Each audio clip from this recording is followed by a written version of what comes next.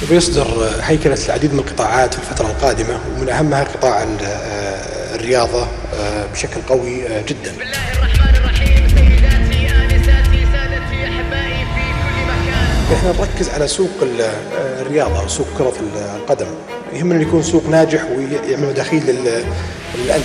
أطلق صاحب السمو الملكي الأمير محمد بن سلمان ولي العهد رئيس مجلس الوزراء حفظه الله اليوم مشروع الاستثمار والتخصيص للأندية الرياضية. هنا المملكة العربية السعودية، حيث روح التنافس والتحدي أسلوب حياة.